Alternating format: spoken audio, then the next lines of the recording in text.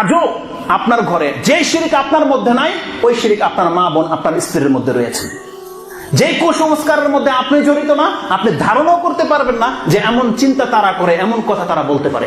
আজকে আমরা বেদাত বলে চিৎকার করি, মাহফিল গরম করে ফেলে। আপনি জানেন এই মসজিদের মধ্যে যত বেদাত হয়, যার ফলে আজকে আমাদের মুসলিম উম্মার মধ্যে বিভিন্ন দল উপদল তৈরি হয়ে গেছে। এই মসজিদে যত বেদাত হয় তার চাইতে অনেক বেশি বেদাত আপনার ঘরে হয়, আপনি টের পান না। অনেক বেশি বেদাত আপনার মা বোনরা করে থাকে। বিয়ে শাদীর রসম নিয়ে, বাচ্চাকে কেন্দ্র করে কত মাস, কত দিন, দিনে কি করতে হবে, রাতে কি করতে হবে, জন্মের দিন কি করতে হবে, জন্মের পরের দিন কি করতে হবে, এক সপ্তাহ পরে কি করতে হবে, এগুলো তাদের কাছে হিপস করা আছে, লিখে রেখেছে। তারা তাদের অন্তরে বসিয়ে রেখেছে ব্রেন, যে এটা করতে হবে, এটা খাওয়া যাবে না, এটা করা যাবে না, এটা করলে এই হবে। এগুলো কারা কয়? আপনি কয়ে দেন? আপনি বলেন এগুলো? কোন পুরুষ বলে? এগুলো প্রত্যেকটা ওই নানি, দাদি, ভাবি, এরা এগুলোকে হেল্প করে রেখেছে। মৃত ব্যক্তিকে কেন্দ্র করে যত রসম রেওয়াজ রয়েছে, এগুলো মহিলাদের মধ্যে সবচেয়ে বেশি রয়েছে। যদি জিজ্ঞেস করেন দলিল কোথায়, দলিল কিছুই নাই। উত্তর একটাই, নানি দাদিদের ওহী। এই ওহী তাদেরকে কে করেছে? নানি দাদি করেছে, কোনো কি তাদের কথা নয়। কিন্তু কিভাবে তাদের মধ্যে স্থান পেল? কারণ আমরা এই মুরব্বীদের কথা, মুরব্বীদের কর্ম বলে তাদেরকে তাদের মতো করে ছেড়ে দিয়েছি। এক তো মসজিদে তাদেরকে স্থান দেইনি আমরা, তাদের জন্য কোনো মাদ্রাসা নাই, এমনকি এমন কোনো কিতাব তাদেরকে আমরা দেই না যে তারা পড়ে এই আকীদা শিখবে। এবং তালিমের নাম করে তাদের কাছে যারা দাওয়াত নিয়ে যায়, তাদের মূল কিতাব হচ্ছে কিচ্ছা কাহিনী, তাদের মূল কিতাব হচ্ছে ফাজাইল আমল, তাদের মূল কিতাব হচ্ছে বেহেশতি জেওয়ার, আর না হয় কোনো ওজিফার কিতাব। কিন্তু কোনো একজন মহিলাকে বলতে পারবে যে আমার কাছে এমন একজন মহিলা এসেছে যে আমাকে বলেছে তুমি আল্লাহকে চিনো? এই দাওয়াত নিয়ে কোনো মহিলার কাছে যায়? এই দাওয়াত নিয়ে যায় না। তাদের কাছে শুধু ওজিফার কিতাব নিয়ে দাওয়াত নিয়ে পৌঁছে। একটা আপনি তাকে মসজিদ থেকে মাহরুম করে দিয়েছেন, বলছেন যে ফিতনা, তার জন্য মার্কেটকে উন্মুক্ত করে দিয়েছেন। উপরন্ত তাদেরকে যখন আপনি কিতাব দেন, তাদের বিয়ে শাদীতে কি দেন? বাসরাতের আদব। আপনি তাদেরকে বাসরাতের আদব দেন, স্বামীর হক দেন, সন্তান প্রতিপালন দেন, গরুর রচনা। বুঝেন গরুর রচনা মানে কি? আরে আপনি গরুর রচনা পরে গরু সম্পর্কে যা জানবেন, যারা গরু পোষে আপনার চেয়ে বেশি বেটার জানে। তার মানে স্বামীকে কতটুকু খেদমত করতে হবে, বাসরাতে কি করতে হবে, এটা আপনাকে কিতাব পড়ে জানতে হবে। এটা আল্লাহ সুবহানাহু ওয়া তাআলা প্রত্যেকটা মহিলার অন্তরে ফিতরতি ভাবে দিয়ে দিয়েছে। আপনি বিয়ে করে দেখেন আপনাকে কিভাবে সন্তুষ্ট করতে হবে, তাকে কিতাব পড়ে শিখতে হয় না। বরং স্কুল, কলেজ, ভার্সিটির মেয়েদের চাইতে অনেক বেশি খেদমত করে একজন সাধারণ একটা মেয়ে তার স্বামীকে। কিতাব পড়ে শিখেছে।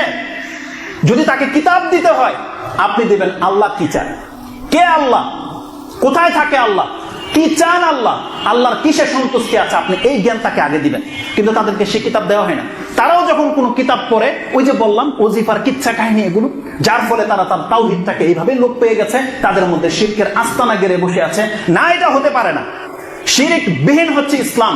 আপনাকে শিরিক মুক্ত জীবন যাপন করতে হবে। মুহাম্মদুর রাসূলুল্লাহ সাল্লাল্লাহু আলাইহি ওয়াসাল্লামকে আল্লাহ বলছেন, যখন কোনো মুসলিম মহিলা ঈমানের দাবি করবে আপনার কাছে এসে, আপনার সাথে যেন এইভাবে অঙ্গীকার করে যে ইয়া আইয়ুহান নাবিয়্যু ইযা জাআল মুমিনাতু ইউবাইয়ুনাকা আলা আল্লা ইউশরিকনা বিল্লাহি শাইআ। সেজন্য আপনার সাথে এই ওয়াদা করে যে আমি আল্লাহর সাথে কোনো কিছুকে শিরিক করব না। আল্লাহ বলছেন এই ওয়াদা করতে হবে প্রত্যেকটা মহিলাকে যে আমি মুসলিম, আমি মুমিন, আমি কোনো অবস্থাতে আল্লাহ সুবহানাহু ওয়া তাআলার সাথে কোনো কিছুকে শিরিক করব না। এই ওয়াদা করতে হবে। আল্লাহ বলছেন যদি সেই ওয়াদা করে নিতে পারে,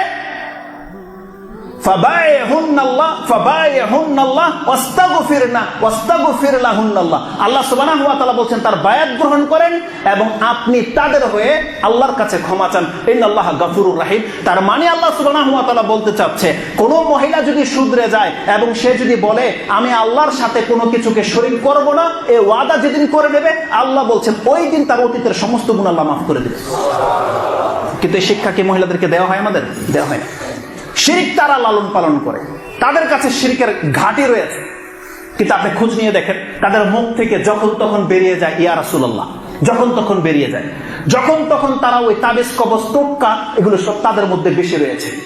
এই জারফুক কিছু হলে বাচ্চাকে নিয়ে জারফুক করতে হবে, কায়তন লাগিয়ে দিয়ে বয়ে থাকে সুবহানাল্লাহ। আপনি টের পান না? যদি আপনি নিষেধ করেন, তাকে কাঁথা দিয়ে ঢেকে রাখবে, কালি কপালে দিবে না, কালি পায়ের নিচে দেবে, যাতে আপনি দেখতে না পান।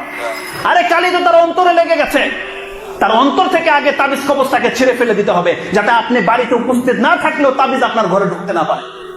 কিন্তু আপনি ঘরে আছেন, সে সাধু, কিন্তু তাকে ইসলামের জ্ঞান দেওয়া হয়নি। প্রত্যেকটা মহিলাকে আগে ইসলামী জ্ঞান অর্জন করতে হবে, তাকে জানতে হবে কিসে ইসলাম টিকে থাকে, কিসে ইসলাম টিকে থাকে না। এই জায়গাগুলোকে করা হয়েছে, আল্লাহ সুবহানাহু ওয়া তাআলা আমাদেরকে সে তৌফিক দিয়ে দিয়েছে।